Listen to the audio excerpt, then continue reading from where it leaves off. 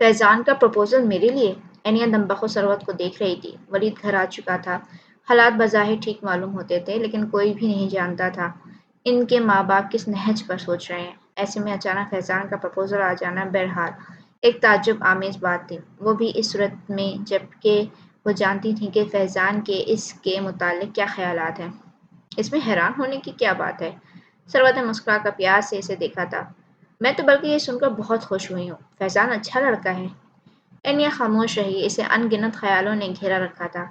इन ख्यालात में एक अनजानी सी खुशी भी थी जो हर दूसरे ख्याल पर भारी थी। इस खुशी को सरवत के अगले चंद जुमलों ने गारत किया था। मैं तो फैजान के प्रपोजल पर बहुत खुश हूँ। एक तो ये कि वलीद ने अपनी नासमझी में जो हिमाकत की बात की थी, इस पर लोगों को उंगलियां उठाने का मौका मिलने से पहले ही इनकी जबानें बंद करने का तरीका मिल गया। दूसरे, जितनी जल्दी तुम्हारे फर्ज से फारिग हो जाऊं उतना अच्छा।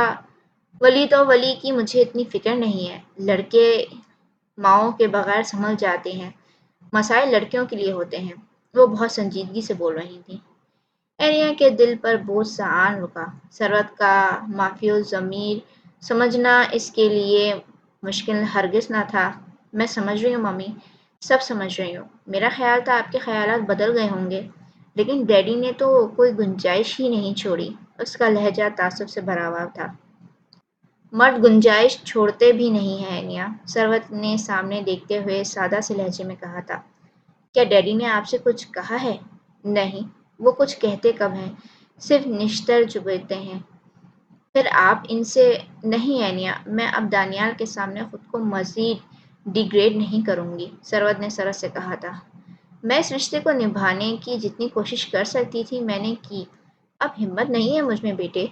इनके लहजे में आंसुओं की आमेजिश थी और चेहरा बर्दाश्त से सुर्ख हो रहा था। एनिया ने इन्हें अपने साथ लगा लिया। इसे अपनी माँ पर तरस आया था। तुम पागल तो नहीं हो मावा? तुम किस तरह इस हवेली से निकल आई? समीना को तो सुनते ही पतंगे लग गए थे। इस बात का क्या मतलब है मम्मी? मावा ने अचंभे से पूछा था। आप क्या चाहती हैं? जन्नत बेगम धक्के मारकर मुझे हवेली से निकालती, तब मुझे आना चाहिए था। तुमको वहीं रहना था मावा, हर हाल में, कम से कम तब तक जब तक तुम सबूत हासिल ना कर लेती। मावा ने अपना सर ही पीट लिया। सबूत सबूत सबूत, आखिर आप कब समझेंगी कि सबूत नाम की कोई चीज सिरे से है ही नहीं यहाँ। बाबा ने खुदकुशी की थी। आप इस हकीकत को मान क्यों नहीं लेती? वो जैसे फटी पड़ी थी। जलाल जो नीम दरवाजे पर दस्तक देने के लिए हाथ उठा रहा था रुक गया। इसकी जेब में रखा मोबाइल वाइब्रेट करने लगा था। शबी ने इसे रुकते देख कर इशारे से वजह पूछी थी। जलाल इसे रुकने का इशारा करके मोबाइल देखने लगा। इस दौरान कमरे से मावा की झुंझलाई हुई आवाजें मुसलसल आ रही थी। ये झूठ है, मैं मान ही नहीं सकती। आपके ना मानने से हकीकत बदल तो नहीं जाएगी। अपनी बेजा जिद के हाथों आपने मुझे कहाँ कहाँ ख्वार करवाया है मम्मी। जन्नत बेगम ने ना सिर्फ मुझे धक्के देकर निकाल दिया होता, तो मैं अपनी बेजा जिद के हाथों आपने मुझे कहाँ कहाँ ख्वार करवाया है मम्मी। जन्नत बेगम ने सिर्फ मुझे धक्के देकर निकाल दिया होता तो मुझे इतना अफसोस ना होता कि किसी पर भी उंगली उठाए जाए तो इससे यही तवक्के की जा सकती है। अफसोस तो मुझे इस बात का है कि मेरे साथ साथ जलाल और शबी को भी हवेली से निकलना पड़ा। क्या जलाल भी? समीना के लिए बात मजीद सदमे का बाइस बनी। तो आपका क्या ख्याल है, ये पता चलने के बाद कि जलाल मुझसे निकाह कर चुका है, वो भी जन्नत बेगम की मर्जी के बगैर, तो जन्नत बेगम इसे सर आंखों पर बिठाती? मैं तो अब तक यही नहीं समझ पा रही कि आपने झूठ बोलकर मेरा निकाह जलाल से करवाया ही क्यों था। आखिर ऐसी कौन सी मंतक थी जो अब तक मैं समझ नहीं पा रही। हवेली में जन्नत बेगम तुम्हें नुकसान पहुंचाने की कोशिश करती तो जलाल तुम्हें बचा सकता था। मेरा ख्याल था एक ना एक वक्त जरूर आएगा जब वो औरत तुम्हें हवेली से निकालने की कोशिश करेगी। ऐसे में सिर्फ जलाल होगा जो तुम्हें बचा सकेगा। वाह, क्या कमाल की प्लानिंग थी आपकी, मामा ने जहर खान लहजे में कहा था। हाँ, मैं नहीं जानती थी कि वो बेवकूफ लड़का इतना नाकारा साबित होगा। आई एम सॉरी टू से मम्मी, लेकिन आपको जलाल के लिए इतने फजूल अल्फाज इस्तेमाल करने का कोई हक नहीं है। जिसे आप नाकारा कह रही हैं, बेवकूफ कह रही हैं, उसी से झूठ बोलकर आपने मुझे भी इसे धोखा देने पर मजबूर किया। आप जानती थी मैं इससे मोहब्बत नहीं करती, लेकिन आपने इससे झूठ बोला कि मैं इसके इश्क में पागल हूँ, ये सोचे समझे बगैर कि जलाल जैसा शख्स कभी मेरे मेयार पर पूरा नहीं उतर सकता। آپ نے اسے مجھے حویلی تک پہنچنے کا مہرہ بنایا ہے، جبکہ مما اسے اپنے عقب میں کسی کی موجودگی کا احساس ہوا تھا۔ وہ لاشعوری طور پر پلٹی اور ٹھٹک گئی۔ دروازے کے قریب جلال کھڑا تھا اور دکھ اور بے یقینی سے اسے دیکھ رہا تھا۔ اس کے عقب میں شبی تھا اور وہ خونخوار نظروں سے ماوا کو گھور رہا تھا۔ جلال! ماوا کے حلق سے بامشکل آواز نکلی تھی۔ جلال تیزی سے پلٹ گیا تھا۔ تم عورتیں! اس نے نفرت سے زمین پر تھوک دیا تھا۔ ماوا کو اس کی پرواہ نہیں تھی، جس کی پرواہ تھی وہ جا چکا تھا اور ماوا کے پاس صرف پچھتاوے رہ گئے تھے۔ فون پر سمینہ کی آواز مسلسل سنائی دے رہی تھی۔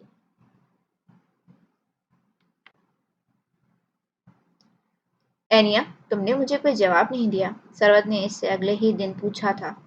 کس بارے میں ممی؟ اینیا سمجھ تو گئی تھی، لیکن اس نے بن کر پوچھا۔ فیضان کے پرپوزل کے بارے میں پوچھ رہی ہوں۔ او اچھا، آپ انہیں انکار کر دیں ممی۔ میں فیضان سے شادی نہیں کروں گی۔ اس نے اتنے آرام سے جواب دیا تھا، اتنا ہی سروت کے لیے اس کا جواب غیر متوقع تھا۔ کیا کہہ رہی ہو اینیا؟ تم نے اچھی طرح سے سوچا بھی ہے؟ میں نے بہت سوچ سمجھ کر جواب دیا ہے ممی۔ آپ ڈیڈی کو بھی بتا دیں، میرا بھی ابھی شادی کا کوئی ارادہ نہیں ہے۔ میں مزید پڑھنا چاہتی ہوں اور اگلے 5-6 سال تک آپ لوگ میری شادی کے متعلق سوچیے گا بھی نہیں۔ ہاں، آپ ڈیڈی سے علیحدگی چاہتی ہیں تو اس فیصلے میں آپ کے ساتھ ہوں۔ صرف میں ہی نہیں، ولید اور ولی بھی آپ کا ساتھ دیں گے۔ ویسے بھی اس روز ہاسپٹل میں ڈیڈی آپ کو چھوڑنے کا فیصلہ آدھا ادھورا ہی صحیح، لیکن سنا چکے تھے۔ آپ نے ہماری خاطر بہت ٹف ٹائم گزارا ہے، اب آپ کا وقت ہے اپنی زندگی گزار لیں۔ میں آپ سے متفق ہوں، آپ کو خود کو مزید ڈیگریڈ نہیں کروانا چاہیے۔ اس نے اطمینان سے کہا اور سیڑھیاں چڑھ گئی، رک کر یہ دیکھنے کی زحمت بھی نہ کی کہ سروت کے تاثرات کیا ہیں۔ رات کی تاریکی میں وہ سر جھکائے چلا جاتا تھا، مایوس، نا امید، اس جواری کی طرح جو نہ صرف زندگی کی بازی ہار گیا ہو بلکہ اس کی زندگی کا کل اثاثہ بھی چھین لیا گیا ہو۔ اس نے وہاں سے دھوکہ کھایا تھا جہاں سے ہرگز امید نہ تھی۔ اپنے کانوں سے نہ سنا ہوتا تو کبھی یقین نہ کرتا، لیکن اب کیا کرتا؟ تھک ہار کر فٹ پاتھ پر گر گیا اور اس کے دماغ میں جیسے طوفان سا مچا ہوا تھا۔ دکھ یہ نہیں تھا کہ محبت نہیں ملی، دکھ یہ تھا کہ اسے اتنا اراضا سمجھا گیا کہ اس کے جذبات سے کھیلتے ہوئے بھی ایک لمحہ نہ سوچا۔ کیا وہ اتنا بیکار تھا کہ اس سے محبت نہ کی جائے، اسے صرف استعمال کیا جائے؟ وہ فاترائے کل نہیں تھا، بیوقوف بھی نہیں تھا، صرف سادہ دل تھا، سادہ مزاج تھا، اور یہی سادگی اس کے لیے عذاب بن گئی تھی۔ کوئی وحشی جانور بن کر اس کی ہر خوشی کو نگل گئی تھی۔ سڑک پر ایک گاڑی زن سے گزر گئی تھی، اس کا ملبوس پھڑپڑانے لگا۔ ماوا کی محبت نے اس کی شناخت زندگی میں بھی ایسی ہی ہلچل مچا دی تھی۔ اسے وہ نئی نئی خوشی اچھی لگنے لگی تھی، اپنا آپ معتبر لگنے لگا تھا، لیکن اب یوں لگ رہا تھا جیسے زندگی ہی ختم ہو گئی ہو۔ ذلت کے احساس سے آنکھوں میں مرچیں سی چبھنے لگی تھیں۔ مما، اس کا سارا وجود کسی گاڑی کی ہیڈ لائٹ کی روشنی میں نہا گیا، آنکھیں بری طرح چندھیا گئی تھیں، تو اس نے سرعت سے آنکھوں پر بازو رکھ لیا۔ رگ جاں کو کاٹتی اور آنکھوں میں تیرتی نمی آستین میں جذب ہو گئی تھی۔ گاڑی کے ٹائر اس سے کچھ فاصلے پر چرچرائے تھے۔ جلال! اس نے شبی کی پریشانی میں ڈوبی آواز سنی تھی، پھر بوکھلائے ہوئے قدم اس کی طرف بڑھتے چلے آئے۔ میں تمہیں کب سے ڈھونڈ رہا ہوں، کچھ احساس بھی ہے میں کتنا پریشان ہو گیا تھا؟ وہ اس کا بھائی تھا، اس کے لیے فکر مند تھا۔ جلال خاموش رہا، اس کی آنکھوں میں آنسو نہیں تھے، لیکن ایسی ویرانی تھی جیسے وہ بہت دیر تک روتا رہا ہو۔ جلال، کچھ بولو پلیز، شبی نے اس کی حالت کے پیش نظر گھبرا کر کہا تھا۔ کیا بولوں؟ کچھ نہیں ہے بولنے کو، جلال نے آہستگی سے کہا تھا۔ تو کیا اس گھٹیا لڑکی کے لیے؟ شبی نے غصے سے کہنا چاہا، لیکن جلال نے تیزی سے اسے ٹوک دیا۔ ماوا کے لیے اس طرح کے الفاظ استعمال مت کرو۔ میرا دل چاہ رہا ہے میں اس سے بھی زیادہ برے الفاظ استعمال کروں۔ نہیں، ہرگز نہیں، جلال کے لہجے میں تڑپ تھی۔ شبی کا دل چاہا 21ویں صدی کے اس مجنوں کو ایک زوردار تھپڑ رسید کرے۔ اچھا اٹھو، گھر چلتے ہیں۔ اس نے ہاتھ پکڑ کر جلال کو اٹھانا چاہا، لیکن جلال ٹس سے مس نہ ہوا۔ تم جاؤ شبی، میں ابھی یہیں بیٹھنا چاہتا ہوں۔ پاگل مت بنو جلال، آخر کب تک اس لڑکی کے لیے اس طرح سڑکوں پر پھرو گے؟ محبت تو وہ تم سے پھر بھی نہیں کرے گی، شبی نے ڈپٹ کر کہا تھا۔ نہ کرے، محبت چاہیے بھی نہیں، دکھ تو اس بات کا ہے کہ اس نے میری ذات سے اعتماد ہی چھین لیا۔ اس کا لہجہ اس کے غم کا غماز تھا۔ پھر بھی تم اس کے لیے یہاں بیٹھے ٹسوئیں بہا رہے ہو، تف ہو تم پر۔ شبی کو زیادہ دیر کسی کا دکھ بانٹنا بھی نہیں آتا تھا۔ ہاں، تف ہے مجھ پر، چرال نے سادگی سے کہا اور حتمل انداز میں اٹھ کھڑا ہوا۔ چلو گھر چلتے ہیں۔ وہ گاڑی کی طرف بڑھ گیا۔ شبی نے دیکھا دھوکہ کھانے کے بعد وہ غم سے نڈھال تھا، اس کے تیش میں اضافہ ہوا تھا۔ عورت ہوتی ہی ناقابل بھروسہ ہے، چاہے وہ بی جان ہو، میری ماں ہو، ماوا ہو یا تنوی ہو۔ وہ بھی کسی نتیجے پر پہنچ کر اٹھ کھڑا ہوا تھا۔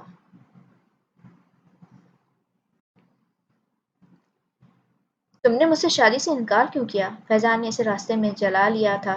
انیا جتنا بھی حیران ہوتی وہ کم تھا، یہ فیضان کی شخصیت کا کون سا رنگ تھا؟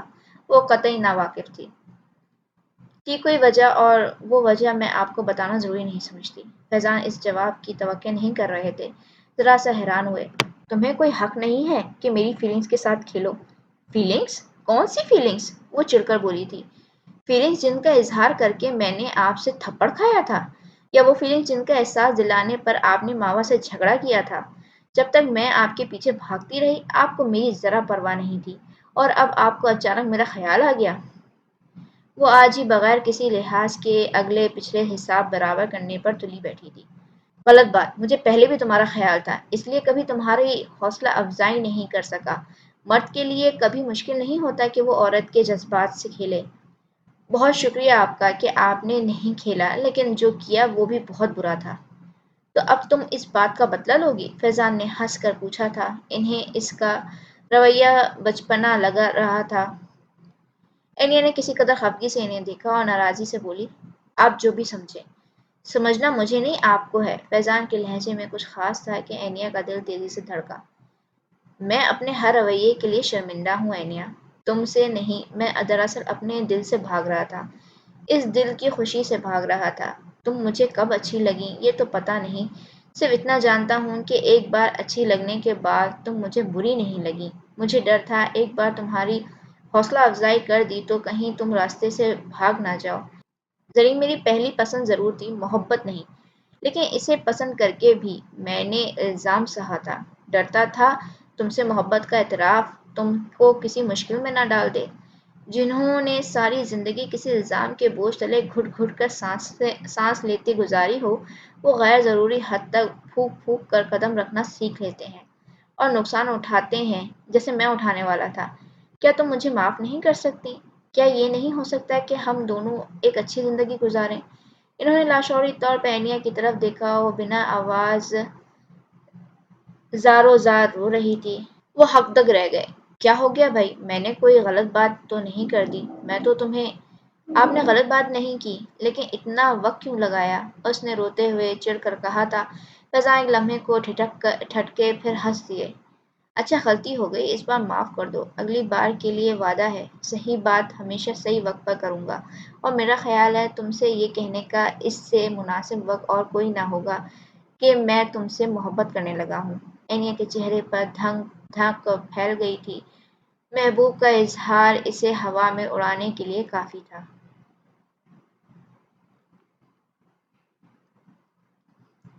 جناب بیگم نے تنوی کو اپنی خاص ملازمہ سلمیٰ کے ساتھ قریبی شہر جانے کی اجازت دی تھی تاکہ وہ اپنی پسند کی خریداری کر سکے۔ ایسا موقع حویلی کی لڑکیوں کو کبھی کبھار نصیب ہوتا تھا، کیونکہ جناب بیگم کو لڑکیوں کا بازاروں میں گھومنا پھرنا کچھ خاص پسند نہ تھا۔ تنوی کو کوئی خاص ضرورت تو نہیں تھی، لیکن جناب بیگم کے اصرار پر جانے کے لیے راضی ہو گئی۔ نمل کو بھی ساتھ لے جاتے ہیں بی جان، مجھے اکیلے اتنا مزہ نہیں آئے گا، اس نے کہا تو جناب بیگم نے کچھ دیر سوچا، پھر نمل کو بھی اجازت دے دی۔ سلمیٰ دھیان رکھنا، میں تنوی کو صرف اس لیے گھومنے پھرنے کی اجازت دے رہی ہوں تاکہ اس کا ذہن بٹا رہے اور وہ شبی کے بارے میں زیادہ نہ سوچ سکے، اور ہاں نمل اور تنوی کو بھی تنہا نہیں چھوڑنا، جناب بیگم نے بطور خاص سلمیٰ کو تاکید کی تھی۔ خدا معلوم اس کے کون سے خدشات تھے جو اسے اس طرح کی احتیاط برتنے کے لیے مجبور کر رہے تھے۔ تنوی اور نمل کو لطف آ رہا تھا، یوں ہی ادھر ادھر گھومتے ہوئے انہوں نے ڈھیروں باتیں کر ڈالیں۔ تبھی تنوی کو ابیر نظر آ گئی۔ اتنے دن بعد اور یوں اتفاقاً ملاقات ہو رہی تھی۔ تنوی کو بڑا اچھا لگا، ایسا محسوس ہوا جیسے اسے اسی مقصد کے لیے بی جان نے بھیجا ہو۔ ابیر نے اسے خوب دیر تک گلے لگائے رکھا۔ تمہارے بغیر تو کالج میں مزہ ہی نہیں آتا، سچ کہوں تو میں تمہیں بہت مس کرتی ہوں۔ نمرہ کیا کر رہی ہے آج کل؟ تنوی نے کچھ خیال آنے پر پوچھا تھا۔ وہی جو پڑھائی سے دل چرانے والی لڑکیاں عموماً کیا کرتی ہیں، یعنی گھرداری۔ ابھی نے کہکے لگاتے ہوئے کہا تھا۔ کیا مطلب؟ توبہ ہے بھائی، تم تو اب تک ویسی کی ویسی ہی ہو، یعنی نالائق۔ ابھی نے اپنے مخصوص انداز میں کہا تھا۔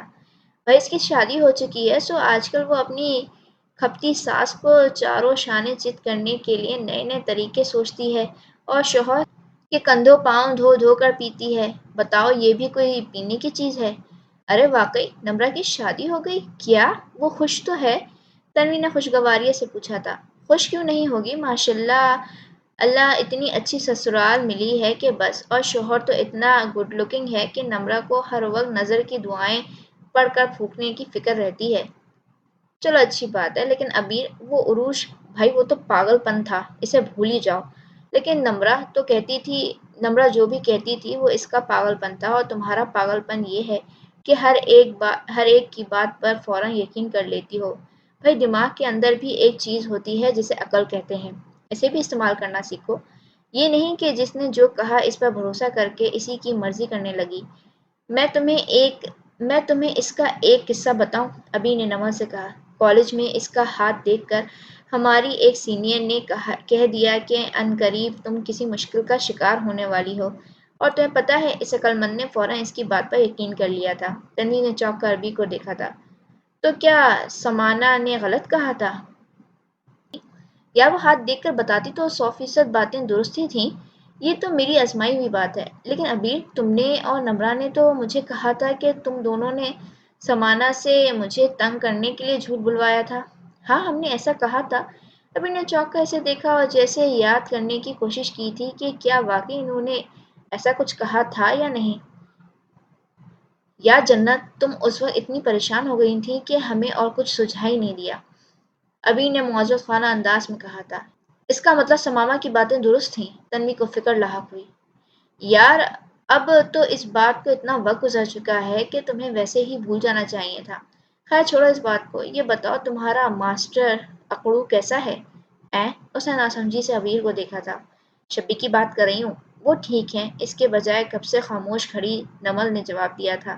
کچھ پروگریس بھی ہوئی یا ابھی تک وہی 18ویں صدی کا ڈھکا چھپا رومانس چل رہا ہے؟ ابھی روز کے سوال۔ تنوی کے لبوں پر مسکراہٹ آ گئی تھی، ساتھ ہی بے اختیار ماوا یاد آئی تھی۔ ماوا سے مل کر اسے ابیر یاد آتی تھی، اور آج ماوا یاد آ رہی تھی۔ اچھا ابیر، اب ہم چلتے ہیں۔ اچانک نمل نے تنوی کا ہاتھ پکڑ کر اسے اپنے ساتھ گھسیٹ لیا تھا۔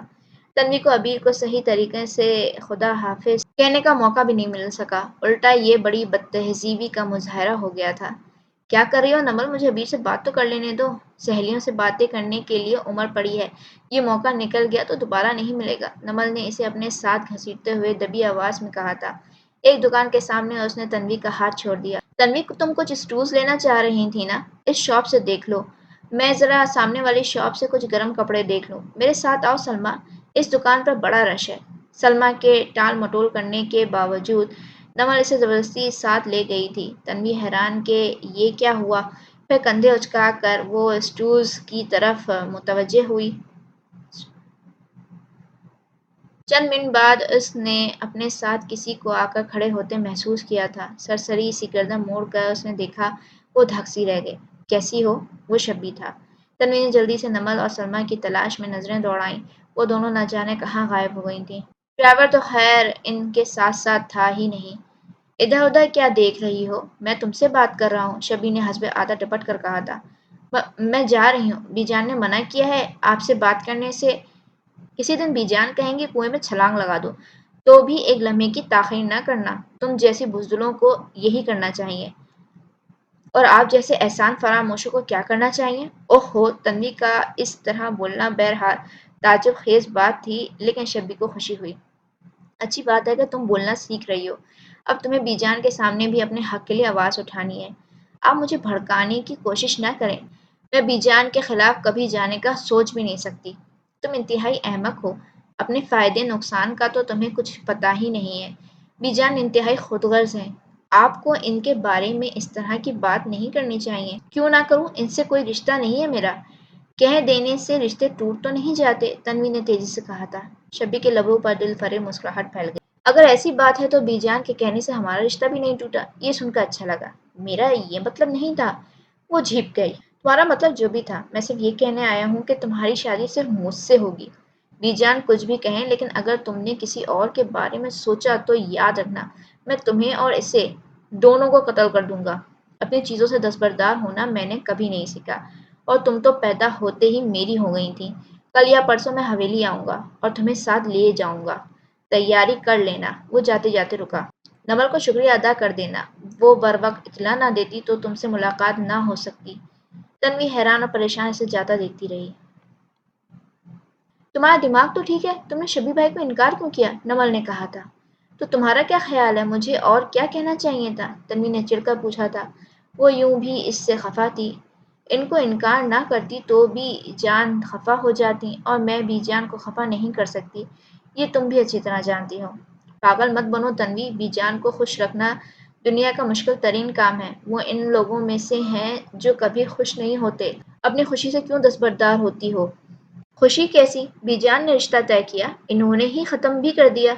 نہ میں نے پہلے کوئی اعتراض کیا تھا، نہ اب کروں گی۔ ہاں، کاٹ کے الو کی طرح زندگی گزارتی رہو، تمہارے لیے یہی بہتر ہے، نمل نے چڑھ کر کہا تھا۔ تنوی خاموش رہی، اسے کچھ نہیں کہنا تھا۔ ویسے بھی بی جان بڑی تھیں، تنوی کا خیال تھا وہ زیادہ سمجھتی ہیں اور خود اسے کوئی عقل نہیں۔ آج تک انہوں نے اس کے لیے درست فیصلے کیے تھے، سو یہ فیصلہ بھی درست ہوگا۔ تبھی اس نے واپس آتے ہی انہیں اپنی اور شبی کی ملاقات کا بتا دیا تھا۔ زینب بیگم نے بے دریغ نمل کو ڈانٹا، جس ڈانٹ کی نمل کو پرواہ ہرگز نہیں تھی۔ البتہ تنوی کھڑی کانپتی رہی۔ تمہیں گھبرانے کی ضرورت نہیں ہے تنوی، وہ تمہارا کچھ نہیں بگاڑ سکے گا، زینب بیگم نے کہا تھا۔ شبی نے دوبارہ ایسی کوئی حرکت کی تو میں اسے خود سمجھ لوں گی۔ ان کا لہجہ کسی سوچ کا غماز تھا۔ تنوی اپنے کمرے میں چلی گئی۔ میں تنوی کو ساتھ لیے بغیر یہاں سے نہیں جاؤں گا۔ اگلے ہی روز شبی نے زینب بیگم کے سامنے کھڑا تھا۔ کیونکہ آپ کو کوئی حق نہیں ہے کہ ذرا سی بات پر اس کا اور میرا رشتہ ختم کریں۔ میں اس کی ولی ہوں، میں جو مناسب سمجھوں گی اس کے حق میں فیصلہ کر سکتی ہوں۔ زینب بیگم کا لہجہ تیز تھا۔ ولی تو پتہ نہیں، آپ بس اس کی گارجین ہیں۔ میرا اور اس کا رشتہ زرین پھپھو کے ایما پہ طے ہوا تھا۔ اگر رشتہ ختم ہونا ہے تو بھی انہی کو فیصلہ کرنا چاہیے، اس نے بڑی عیاری سے کہا تھا۔ زینب بیگم استہزائیاں ہنس دیں۔ پاگل پن کی باتیں مت کرو شبی، زرین کے بعد میں ہی تنوی کی ماں ہوں، اس کے بارے میں ہر فیصلے کا اختیار ہے مجھے۔ تو پھر آپ کے کہہ دینے سے رشتہ بھی ختم نہیں ہو سکتا؟ تنوی میری عزت ہے اور میں اس سے کسی قیمت پر دستبردار نہیں ہوں گا، شبی نے اٹل لہجے میں کہا تھا۔ تم تو اس طرح اکڑ رہے ہو جس طرح وہ تمہاری منگیتر نہیں، منقوا ہو۔ آپ بھول رہی ہیں بی جان، ہم غیرت اور عزت پر جان دینے اور لینے والے لوگ ہیں، اس نے کہا۔ تنوی میری عزت ہے، بات صرف یہ ہے، لیکن اگر پھر بھی آپ بضد ہیں تو میں بتا دوں، میں ہوا میں تیر نہیں چلا رہا، نکاح نامہ میرے پاس ہے۔ کیا؟ وہاں موجود سب لوگوں کو گویا جھٹکا لگا تھا۔ اور نکلی ہے، شبی نے پھر اطمینان سے کہا تھا۔ لیکن اس نکاح نامے کے روز سے جنت بی بی عرف تنوی میری منقوہ ہے۔ میں اسے آپ کی اجازت کے بغیر بھی یہاں سے لے جانے کا مجاز ہوں، اور آپ کو کوئی اختیار نہیں کہ مجھے ایسا کرنے سے روکیں۔ تم نے نقلی نکاح نامہ تیار کروایا؟ زینب بیگم کی حیرانی کی حد نہ تھی۔ مجھے تم سے یہ امید ہرگز نہیں تھی شبی، امید تو مجھے بھی نہیں تھی کہ آپ نے مجھے میری ماں کے خلاف بھڑکایا ہوگا۔ تو اب تم اس بات کا بدلہ لینے کے لیے تنوی کو لے جانا چاہتے ہو؟ لو تنوی، اس کے عزائم کی داستان اس کی زبان سے ہی سن لو، زینب بیگم نے شبی کے عقب میں دروازے کے طرف دیکھتے ہوئے کہا تھا۔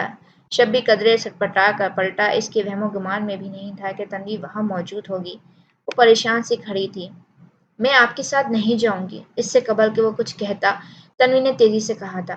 پاگل مت بنو تنوی، صرف میں ہوں جو تمہیں سیکیور لائف دے سکتا ہوں، شبی نے کہا تھا۔ مجھے بی جان کے پاس رہنا ہے، میں آپ کے ساتھ نہیں جاؤں گی۔ وہ ہراساں تھی اور بضد بھی۔ ان کے ساتھ رہو گی تو یہ تمہیں بھی اپنے جیسا بنا دیں گی، ضدی اور خود غرض، اور تمہارے ساتھ رہی تو تم اسے اپنے جیسا بنا دو گے، ظالم اور بے حس۔ پوچھو تنوی سے وہ تمہیں کتنا ناپسند کرتی ہے، زینب بیگم نے استہزائیہ کہا تھا۔ شبی نے ناپسندیدگی سے انہیں دیکھا۔ فیصلہ تمہیں کرنا ہے تنوی، اپنے ساتھ دشمنی مت کرو، شبی کا انداز اچھا تھا۔ دشمنی تب ہوگی جب وہ تمہارے ساتھ جائے گی، زینب بیگم نے کہا تھا۔ مجھے تنوی سے بات کرنے دیں۔ تم نے سنا تنوی، اس کا لہجہ کتنا گستاخ ہو چکا ہے۔ یہ وہی شبی ہے جو کسی کو مجھ سے اونچی آواز میں بات بھی کرنے نہیں دیتا تھا، اور اب کس لہجے میں مجھ سے بات کر رہا ہے۔ اس سے بھلا اب کسی اچھائی کی توقع کی جا سکتی ہے؟ جناب بیگم نے اب ایک اور کارڈ اچھال دیا تھا۔ شبی کے غصے میں اضافہ ہوا تھا۔ نہ کریں اچھائی کی توقع، لیکن یہ طے ہے کہ تنوی کو میں آپ کے ساتھ نہیں رہنے دوں گا۔ زبردستی بھی لے جانا پڑا تو لے جاؤں گا، اس نے حکمت انداز میں کہا تھا۔ چلو تم میرے ساتھ۔ میں نہیں جاؤں گی، وہ کانپنے لگی تھی۔ تمہارے اجازت نہیں مانگ رہا، تم سے چلنے کے لیے کہہ رہا ہوں۔ شبی نے آگے بڑھ کر اس کا ہاتھ پکڑنا چاہا، اسی وقت تنوی کے ہاتھ میں کہیں سے ایک چھوٹا سا ریوالور آ گیا تھا۔ میں نہیں جاؤں گی، اور آپ زبردستی بھی نہیں کر سکتے۔ اس نے کانپتے ہاتھوں سے ریوالور اس پر تان رکھا تھا، اور اس کے ہاتھوں کی لرزش شبی سے مخفی بھی نہیں رہی تھی۔ تمہارا دماغ تو ٹھیک ہے، تم مجھ پر گولی چلاؤ گی؟ وہ تیش سے بولا تھا۔ میں چلا سکتی ہوں، لیکن آپ کے ساتھ نہیں جاؤں گی، وہ ابھی تک کپکپا رہی تھی۔ میں دیکھتا ہوں تم کیسے چلاتی ہو، وہ تیش کے عالم میں آگے بڑھا۔ خوف کے عالم میں تنوی نے ٹگر پر دباؤ بڑھا دیا تھا۔ مما فضا میں ایک زوردار آواز گونجی اور سارے کمرے میں سکوت پھیل گیا۔ شبی کے قدم تھم گئے، اس نے اپنے سینے میں کوئی گرم صلاح گرتی محسوس کی تھی۔ اس کے کانوں میں ایسی آوازوں کا شور تھا جیسے ویرانوں میں ہوتا ہے، عجیب سا شور، موت کا شور۔ اس کے سامنے کھڑی تنوی کا چہرہ دھندلا ہونے لگا تھا، جناب بیگم کا چہرہ بھی، پھر اسے اپنی ماں کی شکل دکھائی دی۔ تینوں چہرے مدھم ہو رہے تھے، اس کے بصارت میں گم ہو رہے تھے۔ شبی نے زبردستی بند ہوتی آنکھوں کو کھولنے کی کوشش کی، لیکن ہر منظر اس کی بصارت سے ہمیشہ کے لیے ڈوب گیا تھا۔ اس رات ماوا جلال کی واپسی کا انتظار کرتی رہی، اور انتظار کرتے ہوئے لانچ میں ہی سو گئی تھی۔ اگلی صبح اس کی آنکھ قدرے تاخیر سے کھلی تھی۔ کچن سے کھٹپٹ کی آوازیں آ رہی تھیں، وہ ہڑبڑا کر اٹھ بیٹھی، پھر سارا سے کچن کی طرف لپکی۔ جلال برنر کے قریب کھڑا تھا، اور اس کی پشت دروازے کی طرف تھی۔ جلال، ماوا کے قدم جیسے دہلیز نے جکڑ لیے تھے۔ جلال نے مڑ کر دیکھا، پھر رخ برنر کی طرف موڑ لیا۔ ہلکی آنچ پر چائے کا پانی ابل رہا تھا۔ میں جانتی ہوں تم مجھ سے خفا ہو، لیکن مجھے ایک بار اپنی پوزیشن کلیئر کر لینے دو، اس نے منت بھرے انداز میں کہا تھا۔ میں خفا نہیں ہوں ماوا، تم جاؤ یہاں سے، اس نے سادگی سے کہا تھا۔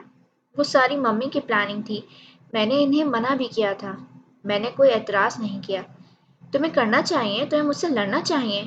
چائے پیو گی؟ مجھے یا ممی کو کوئی حق نہیں تھا کہ تمہاری فیلنگ سے کھیلتے۔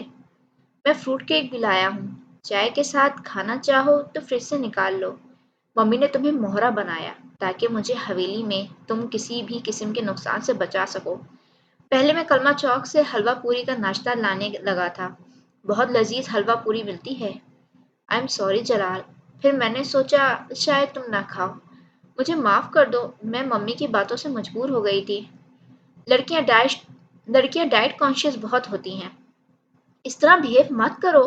چائے میں کتنی چینی لوگی؟ وہ چائے کپ میں نکالنے لگا تھا، ماما نے تیزی سے آگے بڑھ کر اس کا ہاتھ پکڑ لیا۔ اس طرح تم مجھے ہرٹ کر رہے ہو جلال۔ میں ہرٹ کر رہا ہوں؟ میں؟ جلال نے اس کا ہاتھ بری طرح جھٹک دیا، اس کا خول جیسے چٹک گیا تھا، اور چہرہ ضبط سے لال ہو رہا تھا۔ ماوا چپ کی چپ رہ گئی۔ تمہاری ماں نے تمہیں مجبور کیا تھا، لیکن تم دودھ پیتی بچی تو نہیں تھی۔ میری زندگی سے تم نے کھیلا، تم نے مجھے بیوقوف بنایا، مجھے تم نے استعمال کیا اپنے مقصد کے لیے۔ میں ٹیشو پیپر نہیں تھا ماوا کہ استعمال کر کے پھینک دیا جاتا، لیکن تم نے میری ذات کو ٹیشو پیپر بنا دیا۔ مجھے اس وقت پر افسوس ہوتا ہے جب میں پہلی بار تم سے ملا تھا، کاش وہ لمحہ میری زندگی میں آیا ہی نہیں ہوتا۔ صرف اور صرف تمہاری وجہ سے اب میں کسی عورت پر اعتبار نہیں کر سکوں گا۔ اس نے یکدم اتنی بری طرح ری ایکٹ کیا تھا کہ ماوا سنبک رہ گئی۔ یہ کوئی اور جلال تھا، وہ نہیں تھا جسے اب تک ماوا جانتی تھی۔ جلال کو چند منٹ لگے تھے اپنی کیفیت پر قابو پانے میں، پھر اس نے گہری سانس لی اور چہرے سے پسینہ پوچھتے ہوئے کہا، آج ہم واپٹا ڈاؤن چلے جائیں گے۔ اس نے بس اتنا کہا اور اپنا کپ لے کر کچن سے نکل گیا۔ اس کے موبائل کی بیل بج رہی تھی۔ ماما وہیں کھڑی رہی اور شیلف پر رکھے کپ سے نکلتی بھاپ کو دیکھتی رہی۔ باہر جلال کے لیے ایک پریشان کن خبر اس کی منتظر تھی، شبی کو گولی لگی ہے، ہم اسے لے کر لاہور آ رہے ہیں۔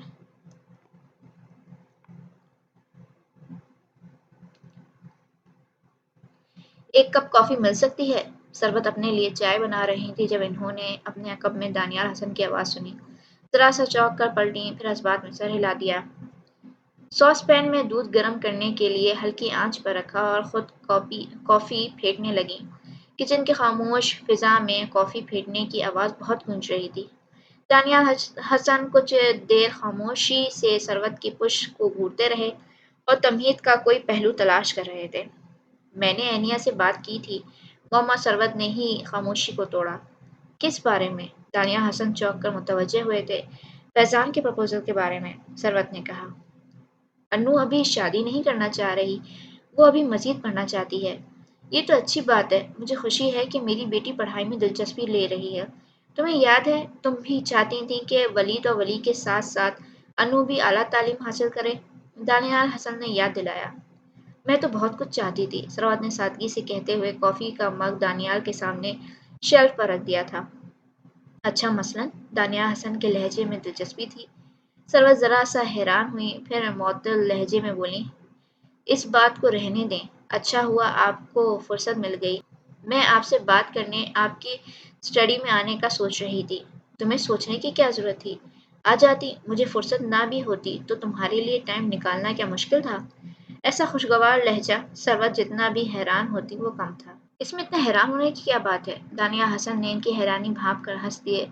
پھر انہوں نے مگ شیلف پر رکھا اور چند قدموں کا مختصر سا فاصلہ عبور کر کے سروت کا ہاتھ آہستگی سے تھام لیا۔ آؤ ایک نئی شروعات کرتے ہیں، سب کچھ بھول کر، ہر تلخی کو ذہن سے نکال کر۔ مجھے معاف کر دو سروت، میری ہر چھوٹی بڑی غلطی کے لیے۔ جناب بیگم نے وقتاً میرے ذہن میں تمہارے لیے اتنا زہر بھر دیا تھا کہ میں کسی بھی طرح تمہاری طرف سے اپنا دل صاف ہی نہیں کر سکا۔ تمہاری خدمت گزاری، تمہاری محبت، مجھے سب بناوٹی لگتا تھا۔ غلطی میری ہے، مجھے پہلے ہی تم سے کلیئر کٹ بات کر لینی چاہیے تھی، تاکہ اتنے سال بدگمانی کی نظیر نہ ہوتے۔ کچھ روز پہلے میری مستقیم بھٹی سے بات ہوئی تو اس نے میری غلط فہمی دور کی۔ پہلے جنت بیگم نے کچھ کہا اور آپ نے یقین کر لیا، اب مستقیم بھٹی نے کہا تو آپ کو اس کی بات کا بھی اعتبار آ گیا۔ کل کو کوئی اور آ کر میرے بارے میں کچھ کہہ دے گا تو آپ اس پر بھی یقین کر لیں گے۔ ان سب باتوں کے درمیان میری ذات کہاں ہے؟ کیا میں اتنی ناقابل بھروسہ ہوں کہ کوئی بھی کچھ کہتا رہے اور آپ مجھے دو کوڑی کا کرتے رہیں؟ سروت نے روتے ہوئے کہا تھا۔ ان کی باقاعدہ ہچکیاں بن گئی تھیں۔ دانیال حسن نے اپنے ہاتھوں سے ان کے آنسو پوچھ ڈالے۔ میں جانتا ہوں میں نے تمہارے ساتھ بہت زیادتی کی ہے، میں جانتا ہوں تمہارے گزرے ہوئے قیمتی سال، تمہاری تمام تر خوشیوں کے ساتھ میں تمہیں واپس نہیں کر سکتا، لیکن میں آنے والے سالوں کے قیمتی پلوں کو ضائع نہیں ہونے دوں گا۔ اس عمر میں گو کہ ایسی باتیں کرنا کچھ نامعقول سی بات لگتی ہے، لیکن سچ یہی ہے کہ تم میری پہلی اور آخری محبت ہو۔ مستقیم سے جب تم نے شادی کی تو میں بیان نہیں کر سکتا کہ میرے دل پر کیا گزری تھی۔ مجھے تو یہ بھی یقین ہے کہ تمہاری اور اس کی طلاق میری بددعاؤں کا نتیجہ ہے۔ ہمارے گھر میں قربانی کا جانور کاٹنے والی ایک بڑی چھری ہوا کرتی تھی۔ تمہاری شادی کے بعد میں نے ایک مرتبہ وہ چھری نکالی کہ مستقیم کو ذبح کر دوں گا، لیکن پھر دماغ نے سمجھایا کہ یہ تو نیری بیوقوفی ہوگی۔ مستقیم کو قتل کر کے مجھے جیل جانا پڑے گا اور اس دوران تمہاری شادی کسی اور سے ہو گئی تو میں کیا کروں گا؟ بس اسی خیال نے مجھے مستقیم کو قتل کرنے نہیں دیا۔ اب کی بار سروت کو بے یقینی کے باوجود ہنسی آ گئی۔ دانیال پختہ عمر کے آدمی کم ٹین ایج کا لڑکا زیادہ لگ رہے تھے۔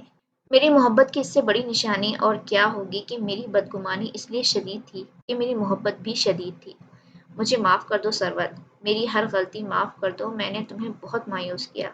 مجھے اپنی ہر غلطی کا احساس ہے، میں شبی سے بھی معافی مانگ لوں گا، لیکن پہلے تمہیں مجھے معاف کرنا ہوگا۔ یہ دیکھو، میں تمہارے سامنے ہاتھ بھی جوڑا ہوں۔ دانیال حسن نے سچ مچ ان کے سامنے باقاعدہ ہاتھ جوڑ دیے تھے۔ سروت نے جھنجھلا کر ان کے ہاتھ کھول دیے، پھر انہی ہاتھوں میں سر رکھ کر پھوٹ پھوٹ کر روئیں۔ دانیال حسن نے ان کے کندھوں پر بازو پھیلا کر انہیں خود سے قریب کر لیا تھا۔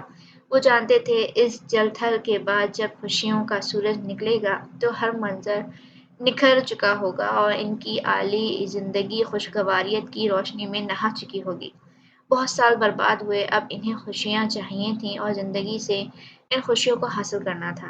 قیامت سی قیامت تھی جو حویلی کی مکینوں پر ٹوٹی۔ سب حواس باختہ تھے، شبی کی حالت خراب تھی، ڈاکٹرز کچھ بھی واضح الفاظ میں بتاتے نہ تھے۔ گولی دل کے قریب لگی تھی، آپریشن فوری طور پر کیا گیا۔ شکر ہے کہ دل کو نقصان پہنچنے سے بچ گیا تھا، لیکن وہ بے ہوش تھا۔ ڈاکٹرز کا کہنا تھا اگلے 36 گھنٹے بہت اہم ہیں۔ سب کا متفقہ فیصلہ تھا وہ حویلی چھوڑ دیں گے۔ کسی کو بھی اب جنت بیگم کی حکمرانی منظور نہ تھی، لیکن تنوی کے بارے میں کوئی بھی فیصلہ نہ کر سکتا تھا۔ اسے جنت بیگم نے پالا تھا، جنت بیگم اس کے متعلق فیصلہ کر سکتی تھیں، یا تنوی خود، اور سب جانتے تھے وہ جنت بیگم کے خلاف جا کر کوئی فیصلہ نہیں کرے گی۔ ابھی تو خیر معاملہ بھی اور تھا، سب کو فکر تھی کہ اس سارے معاملے میں تنوی کو پولیس سے کس طرح بچایا جائے۔ تعلقات اور پہنچ کا وسیع سلسلہ تھا جو انہوں نے لڑایا، لیکن بڑی کوشش کے باوجود وہ معاملہ پولیس تک پہنچنے سے نہیں بچا سکے تھے۔ ہاسپٹل کے انتظامیہ نے طبی امداد دینے سے پہلے ہر حال میں پولیس کو خبر کرنا ضروری سمجھا تھا۔ میں تنوی کو لینے جا رہا ہوں، جلال نے کہا تھا۔ تمہارے جانے کا کوئی فائدہ نہیں ہوگا، اماں اسے تمہارے ساتھ نہیں آنے دیں گے، مستقیم بھٹی نے کہا تھا۔ لیکن میں اسے ہر قیمت پر لے آؤں گا، بی جان واقعی اسے پاگل کر دیں گی۔ ابا بتا رہے تھے جس وقت آپ لوگ شبی کو ہاسپٹل لے کر آ رہے تھے، انہوں نے تنوی کو مارنا شروع کر دیا تھا کہ اس نے شبی پر گولی چلائی۔ سب کے دل و دماغ میں بہت سے خدشات و اعتراضات تھے، لیکن کسی نے بھی مزید کچھ نہ کہا۔ جلال حویلی آیا تو نول نے فوراً بتایا، بی جان نے تنوی کو پہلے مارا پیٹا اور پھر کمرے میں بند کر دیا ہے۔ جلال بھائی، اس کی حالت بہت خراب تھی، مگر بی جان کو اس پر ذرا رحم نہیں آیا۔ جلال کے بدترین خدشات کی تصدیق ہو گئی تھی۔ جنت بیگم سے کوئی اچھی امید تو خیر تھی نہیں، اس پر یہ کہ حویلی کے در و دیوار سے لپٹی ویرانی اس کی پریشانی اور خدشات میں اضافہ کرنے کے لیے کافی تھی۔ دوسری طرف جنت بیگم غم سے نڈھال تھی، اس نے رو رو کر برا حال کر رکھا تھا۔ عزیز پوتے کو خون میں لت پت دیکھا تھا، اب خراب حالت کے خیال ہی سے بے دم ہو رہی تھیں، یوں لگتا تھا گویا سارا تنتنا نکل گیا ہو۔ میرا شبی کیسا ہے؟ وہ ٹھیک تو ہو جائے گا نا؟ پہلے آپ مجھے بتائیں، تنوی کو کمرے میں کیوں بند کیا ہے؟ مجھے لاک کی چابی دیں۔ ہرگز نہیں، جنت بیگم بری طرح بکنی تھیں۔ میں مر جاؤں گی، لیکن کمرے کی چابی ہرگز نہیں دوں گی۔ اس نے میرے شبی کو تکلیف پہنچائی، میں اسے قتل کر دوں گی۔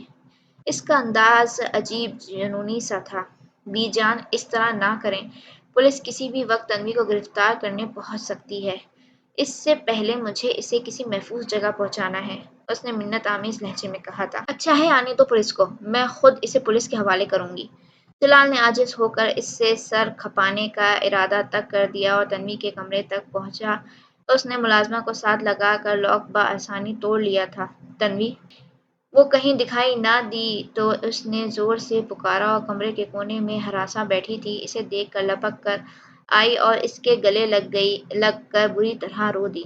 میں نے جان بوجھ کر گولی نہیں چلائی جلال بھائی، مجھے بی جان نے کہا تھا۔ وہ بری طرح کانپ رہی تھی اور رو رہی تھی۔ کیا؟ میں سچ کہہ رہی ہوں، بی جان نے دیا تھا یہ ریوالور۔ ڈرو مت تنوی، میں آ گیا ہوں نا، میں اپنی بہن کو کچھ نہیں ہونے دوں گا۔ اس نے پیار سے تنوی کے سر کو سلایا تھا۔ یہاں بیٹھو اور مجھے بتاؤ کیا ہوا تھا؟ ایسا کیا ہوا تھا کہ تمہیں گولی چلانا پڑی؟ مجھے بی جان نے کہا تھا شبی تمہیں ضد میں ساتھ لے کر جائے گا، اور چونکہ شبی کا ان سے جھگڑا ہوا ہے اس لیے وہ مجھے ماریں پیٹیں گی اور قید کر کے رکھیں گے۔ انہوں نے ہی ریوالور دیا تھا کہ اگر شبی زبردستی ساتھ لے جانے کا کہے تو میں ریوالور نکال لوں۔ میں ڈر گئی تھی جلال بھائی، لیکن میں قسم کھا کر کہتی ہوں مجھے نہیں پتا ریوالور کیسے چل گیا، مجھے چلانا نہیں آتا، میں تو صرف ان کو ڈرانا چاہتی تھی، پتا نہیں کس نے ریوالور کا کلچ ہٹا دیا تھا، وہ روتے ہوئے بتا رہی تھی۔ جلال نے دیکھا اس کے چہرے پر مار پیٹ کے نشان تھے، بلا شبہ جنت بیگم نے اسے بری طرح زردوکوب کیا تھا۔ لیکن تم نے ریوالور نکالی ہی کیوں؟ تم جانتی نہیں تھی کیا شبی کو وہ لاکھ غصبر ہی سہی تمہیں نقصان نہیں پہنچا سکتا تھا؟ تنوی اور شدت سے رونے لگی۔ میرے ساتھ تو بی جان نے بھی کبھی برا نہیں کیا تھا، تو پھر اب میں کس پر بھروسہ کرتی؟ مجھے تو دونوں عزیز ہیں، لیکن میں نے بی جان کی باتوں میں آ کر شبی کو مار دیا، میں نے مار دیا انہیں۔ وہ اور گھٹ گھٹ کر رونے لگی تھی۔ اس کا دکھ جلال سمجھتا تھا، اس کے تعصب میں اضافہ ہوا۔ شبی ٹھیک ہے تنوی، اور تم گھبراؤ نہیں، میں سب سنبھال لوں گا، اٹھ کر منہ ہاتھ دھو لو اور اپنا حلیہ درست کرو، اور جو سامان سمیٹنا سمیٹ لو، ہمیں ابھی یہاں سے نکلنا ہے، جلال نے پیار سے کہا تھا۔ جلال بھائی، میں اسے کہیں نہیں جانے دوں گی جلال، جناب بیگم چیل بن کر تنوی پر جھپٹی تھیں۔ قتل کر دیا اس نے میرے شبی کو، میں مار ڈالوں گی اسے۔ جلال نے بامشکل جناب بیگم کو تنوی سے الگ کیا۔ تنوی بے دم ہو کر زمین پر گر گئی تھی۔ آخر آپ سمجھتے کیوں نہیں ہیں؟ جلال نے انہیں جھٹکا دیا تھا۔ اپنی ضد کے ہاتھوں آپ نے سب برباد کر دیا۔ کتنی زندگیاں ہیں جو آپ نے تباہ کی، ہم سب کو ایک ایب نارمل زندگی گزارنے پر مجبور کرتی رہیں۔ انسان تھیں لیکن خدا بن کر اپنے ارد گرد رہنے والوں کی زندگیوں کا فیصلہ کرتی رہیں۔ آپ کیوں بھول گئیں بی جان کہ آسمان پر ایک خدا بھی رہتا ہے؟ آپ کو ڈر نہیں لگا کبھی اس سے؟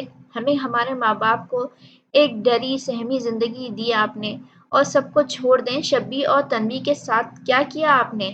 شبی کو اس کی ماں کے اتنے خلاف کر دیا کہ وہ ان کی عزت نہیں کر پاتا، اپنی ماں کو بدکردار سمجھتا رہا کہ انہوں نے نہ صرف بھاگ کر شادی کی بلکہ نکاح پر نکاح کرنے کا گناہ بھی سرزد کیا۔ سرور آنٹی کے شوہر کو غلط سلط باتیں بتا کر ان کی شادی شدہ زندگی برباد کی۔ ان کے شوہر سمجھتے رہے کہ وہ اب بھی مستقیم بھٹی سے ملتی ہیں۔ تنوی کا کیا حشر کیا آپ نے؟ ڈری سہمی بے کا شخصیت بنا دیا اسے۔ ماوا نے بے شک آپ پر غلط الزام لگایا، لیکن اس الزام کے پیچھے بھی آپ کا ہاتھ تھا۔ آپ نے اس کے باپ کو اپنے تانوں سے اتنا مجبور کر دیا تھا کہ وہ خودکشی کرنے پر مجبور ہو گئے۔ پھر آپ نے سچ کو بھی چھپایا۔ آپ نے کبھی کیوں نہیں سوچا کہ آپ کو ذہنی معذور اولاد دے کر اللہ سدھارنے کا موقع دے رہا ہے؟ آپ غلطیوں پر غلطیاں کرتی رہیں، کبھی یہ نہیں سوچا کہ اللہ کو کیا منہ دکھائیں گی؟ اپنی محبت میں مبتلا ہو کر آپ کیوں بھول گئیں کہ آپ کو جو اختیارات ملے ہیں وہ اللہ کے اختیار سے زیادہ ہرگز نہیں ہیں؟ جناب بیگم کو کسی نے پہلی بار آئینہ دکھایا تھا، وہ سمبک سن رہی تھیں۔ جلال نے خود بھی بے دم ہو کر سر پکڑ لیا تھا۔ موما اس کی نگاہیں تنوی پر پڑیں۔ وہ ہوش و خرد سے بیگانہ فرش پر پڑی ہوئی تھی۔ جلال تیزی سے اس کی طرف لپکا تھا۔